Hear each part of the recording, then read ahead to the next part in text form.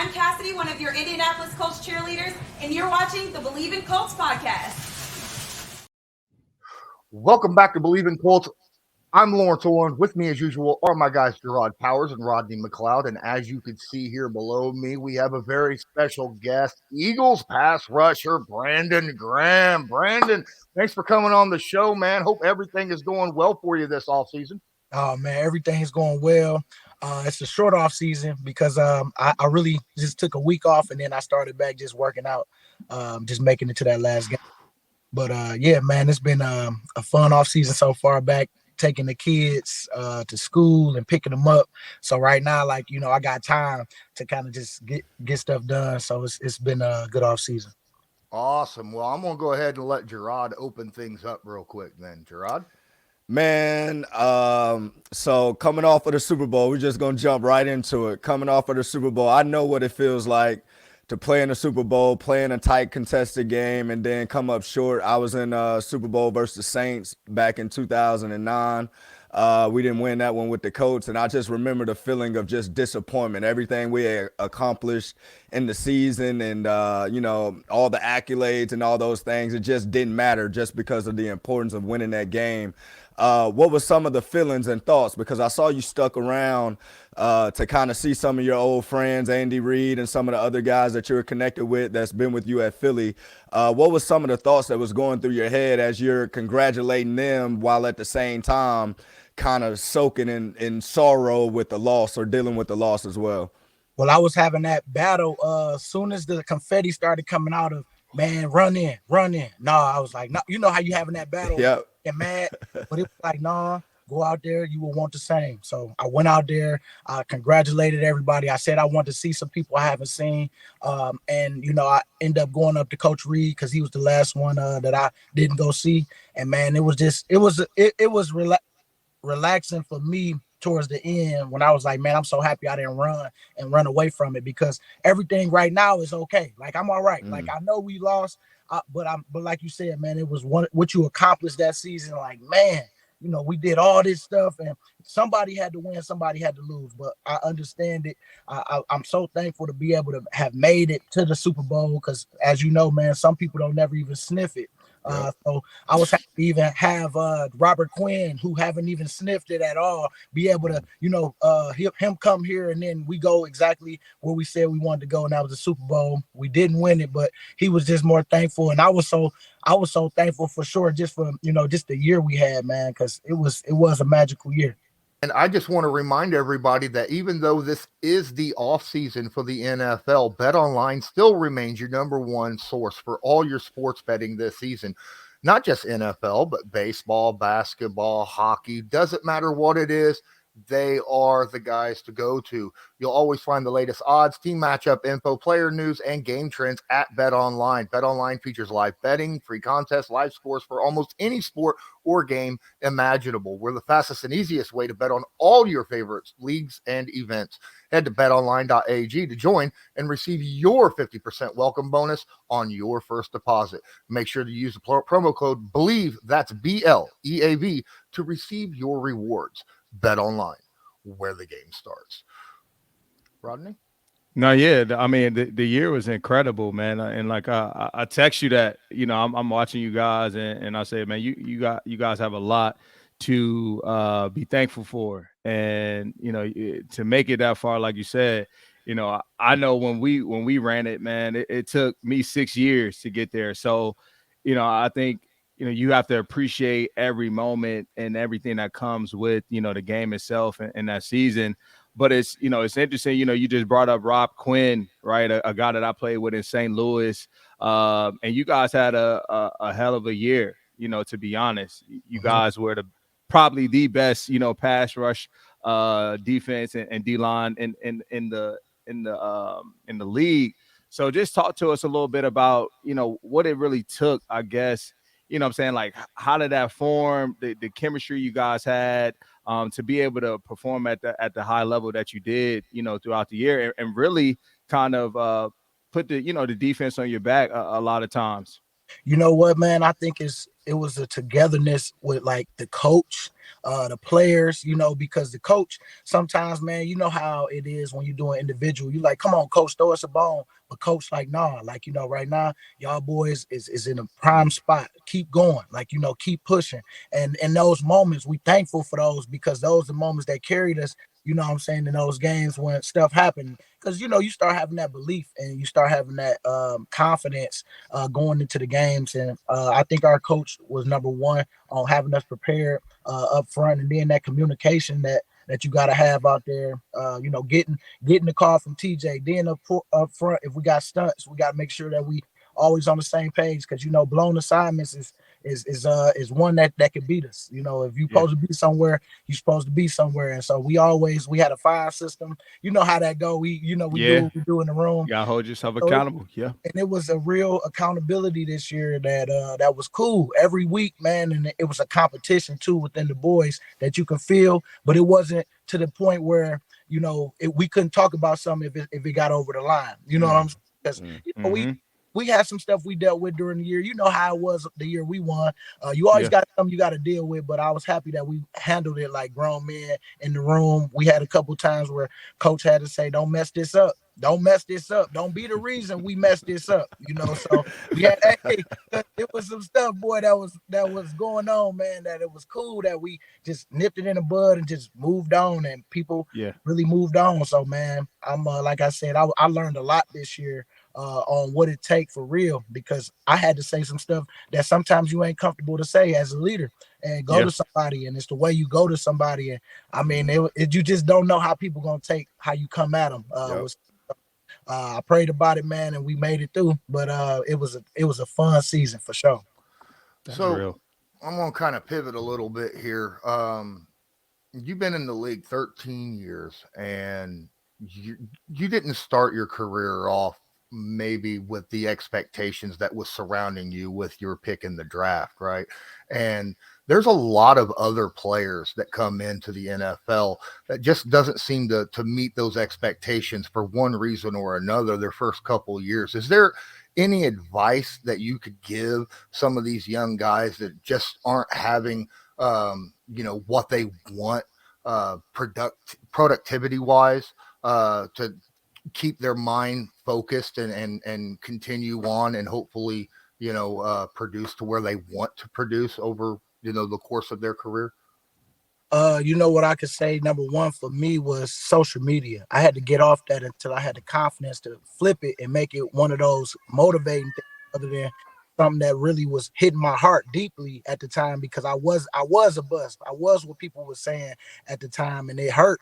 And so if it's hurting you right now, get off that social media and build your confidence back up by what you do every day, that work you put in. Say somebody gonna eat them words, whatever they saying, they gonna flip them. And that's how I kind of started building my confidence up and just working every day, enjoying the people that's around me, that know my story, that know what's going on. They see the work, what you putting in every day in the gym, and just enjoying your family time, because, man, you can control only what you can at that time. And so I just say just one day at a time mentality. And when it's time to make your play, make sure you, number one, know what to do, because that could take you away. And just know where coach is telling you and where he's coaching you, and try to be better with that, because you got to be able to be coachable and be able to get better in this league every day, every week, and every year, because they just want to see growth and progress. So it's just it's on us when you want to flip your mindset. It's the partying sometimes. I mean, I had to chill out on some stuff until I was ready for that, because you can have fun, but it's if you not mature enough to handle that, just be mature enough in that moment to know, like, man, if this is important to me, I know this is something that I've been doing, something that people have been telling me to do, stop doing. You know how you feel when somebody keep hitting you, hey man, stop going here, man, you doing this a lot. You know what people saying to you. So just police yourself, because it's all start with you, and that's when your lifestyle start changing. And keep praying. That's number one.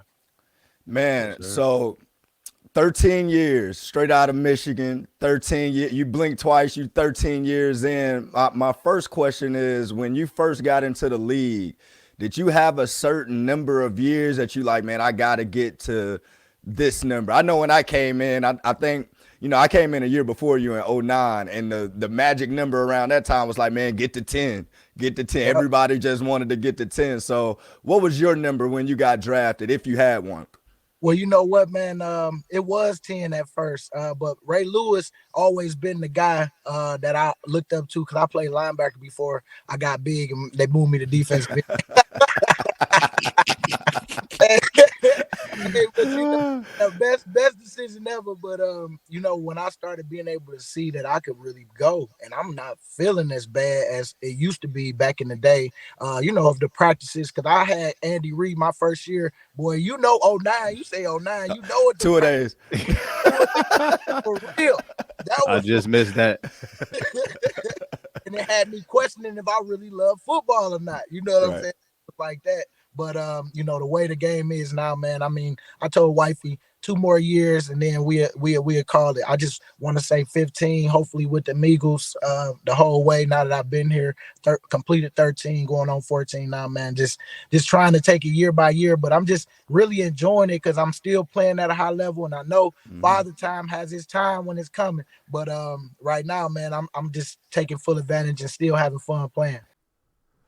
Thank you for watching Believe in Colts with myself, Jerraud Powers, and Rodney McLeod. Please don't forget to smash that like button, hit subscribe if you're not subscribed, tag that notification bell so that you are notified next time we upload a video, because there's a minimum 3 a week every Tuesday, Wednesday, and Thursday. If there's other ways that you would like to support this channel, check out the description of this video for ways you can check out the merch shop, follow us on social media, and then, of course, a donation link. All support is welcome. Let's get back to the show. And you speak on Father Time, and this was my second question I was going to ask you. Like you say, 13 years, one organization. I think everybody in the sports world know how, I guess, important the Philly fan base is, just in all the sports, just how the Philly fans really support their town and their teams. You had a tough injury a couple years ago with the Achilles, and I know certain injuries, because I dealt with them. It'll make you question yourself if you still got it or not. You know what the future holds for you. Are you going to be the same player or whatnot? What were some of the things you learned about yourself going through the rehab process with that Achilles, trying to get back to the high level of playing that we saw you play this year? Well, you know, I dealt with that knee when I first got here, and that's when all the bus labels and stuff came around, and that's when I started to develop that mindset that I was just saying about. Like, what happened when I tore my Achilles, man, I had looked up and was like, man, I had said a prayer and was just like, you know what? It's all good. I've been here before. It's a uphill battle. One day at a time. Make sure you watch your weight, man, because you know how you do. So just going through my checklist, but it was a little easier this time because I knew I had guaranteed going into the next year. So I was like, all right, at least I know I got 1 year left next year. So I gotta do it. I gotta make sure I just attack every day, one day at a time. And when I got back to be able to be around the team, I've started to feel better as I watched them go out during the season. You know, the last game against Tampa, I was there, you know, so it just felt good being on the sidelines again. Then once the season was over, it was mindset to the next year. And so I got back running like in February, and by OTAs, man, I was doing everything, going just back into the routine of just grinding every day and just going to prove yourself. And so, man, I just made sure I watched that weight, because that was number one. Worked out here with the Eagles, stayed with them and their strength staff. So I was already ahead of the game when everybody got back on what we was doing. So that helped, man, and built my confidence in training camp. I just was one day at a time, having that mentality like they trying to get rid of me. They trying to get rid of me. You know what I'm saying? Yep. And so, you know, just whooping on, like, you know, just that scared me, man. They still trying to, okay. They don't believe in me, because you would hear little birdies, man, people saying little stuff. Oh, they don't. Okay. So I used it as motivation, man. So it was just one of them mind games that I'm happy that I played with myself, and just kept using that to fuel myself every day, even in practice. Because I'm like, every day, coach gonna say something good about me in film. You know, something happened. You know, so that's what I tell the young guys, man. Just try to flip that mindset, because you got to work. You got to go to work, and you got to find that motivation yourself. If you can't get it from somebody else, you got to definitely motivate yourself, because every day is a grind. And you could, this is a high motor dude right here, man. This is high energy, the biggest trash talker I know on the field, but like the most like gentle guy off the field, man. Karen loving, goofy, you know what I'm saying? Always laughing, trying to put a smile on people's face, man. It was truly, you know what I'm saying, a blessing. And it was impressive to see from afar, you be able to persevere, right, through that Achilles and probably have one of your best years of your career. And you just talked about it, right? When you get to that point of age 30, you become, labeled as the OG, guy who's too old. And so you have to prove yourself, right, during this time. And you've been able to put together a very impressive year. So what's your mindset right now? Because you just talked about it. You jumped right back into working out after going all the way to the Super Bowl. And people don't realize the time, one, that you had to put in from your Achilles, but then also the grind, right, of now 17 games plus the run of the playoffs. And now you're back into it. And now you're preparing for free agency. Like where's your mindset at right now as you kind of enter this free agency, knowing the season you had, and what are you looking forward to in these next coming months? Man, I'm really just enjoying the family time right now, man. We just got a basketball rim for baby boy, so he just been outside. So it's been one of those feelings where I'm like, okay, I just love just him and his excitement right now because I'm starting to do little stuff with baby girl. She in gymnastics, so that took over. So my life is right now is pretty busy, and my agent just told me about some things, with my contract stuff. And man, I'm excited, for what's to come. It's a good position that I'm in right now, man. And I'm just sitting back, really enjoying the time because, as you know, them times fly. I'm like, dang, we were just in the Super Bowl. The week of the Super Bowl, it's over, and you know how quick it's over because you come in the next day, exit meetings, and then bye. It's like, dang, that's how I go. Everybody gone. So man, just really just trying to sit back and enjoy this moment because I know I'm going somewhere or being here wherever, but I just know that I'm controlling what I can, and that's right now this time, man.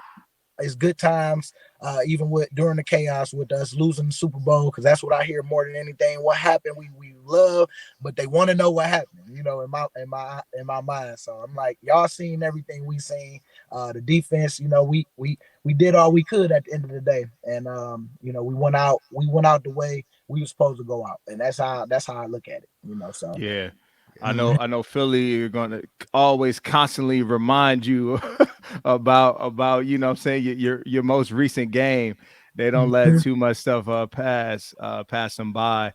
But what would you say, I guess, you're looking back over this season, your favorite, I guess, or most memorable play or game? You know what? When I finally got double digits against the Saints, boy, that game too. So I went 10-11. So it was nice. Right at 9. I've been stuck at 9.5 for a long time. That was the year we won the Super Bowl. You was here that year during the season, 9.5. And I had that like probably halfway to almost towards the end, and I couldn't get it out them last 5 games for nothing. And so I thought I was in that same position, man. I only had 3 to go. And I was like, man, here we go. And boy, that Saints game came, and that was one of my most crazy moments because we had a lot of energy on the sideline after them plays. Yeah. You talk about stuff like that, and it's 13 seasons, and you arguably had your best statistical season this past year. When it comes to a lot of the stats that everybody look at, what do you contribute to that season that you have had and on top of kind of a diminished capacity, right? I mean, you ran about 40% of the snaps as opposed to almost twice that in your previous years. So what do you contribute to the great season that you had this past year? Man, I had to get my mindset right at first because, like you said, my reps was limited. Yeah, so that was tough coming from being a starter, going to, you know, the limited reps, and then sometimes you feel like the coach playing with you in certain times. You know what I'm saying? Like it just seems like it's a game. You know how it go, and you be sitting back like looking at him funny, like, come on, man. Like, you know what I'm saying? One play and That then D-line rotation is vicious, man. Man, listen, listen here, man. Everybody itching to get in on third downs and passing down situations. And then you got And like double dutch. You just come on.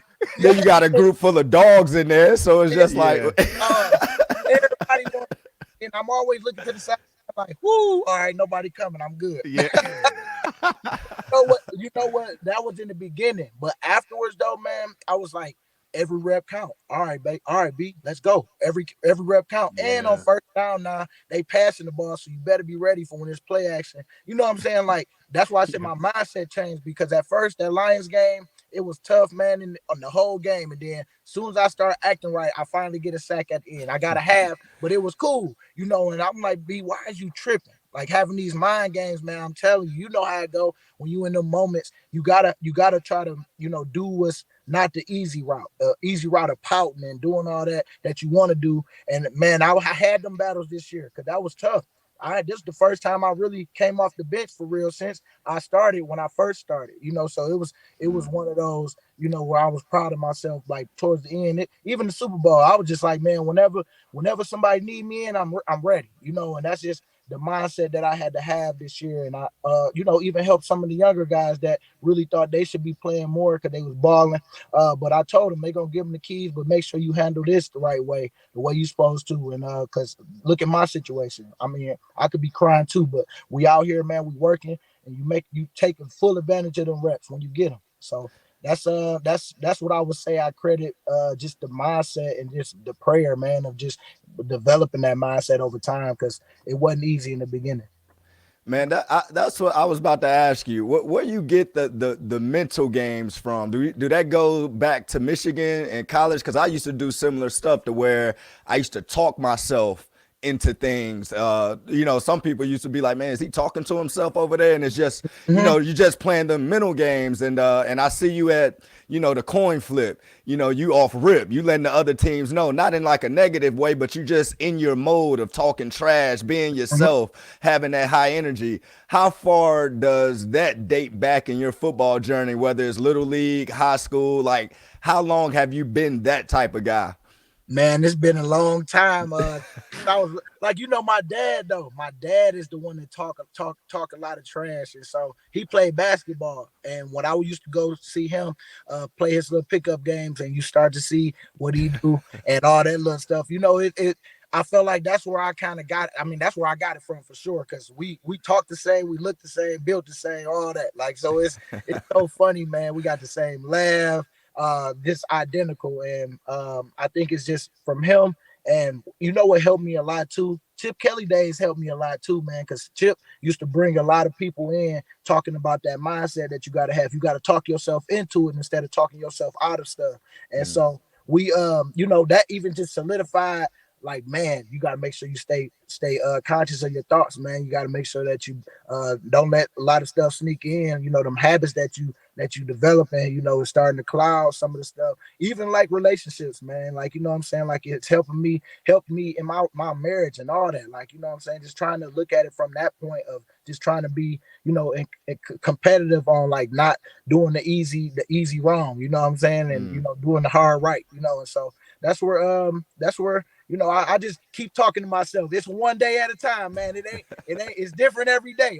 You know, sometimes I don't let the mood get me sometimes. And you know, sometimes you do. But, you know, I always just be thankful for what I got, and always try to make sure I'm congratulating others, trying to be better just with all that, man. Trying to check on people, you know, just try to be as all around as I can be. That's what's up. Awesome. Well, thanks so much for joining.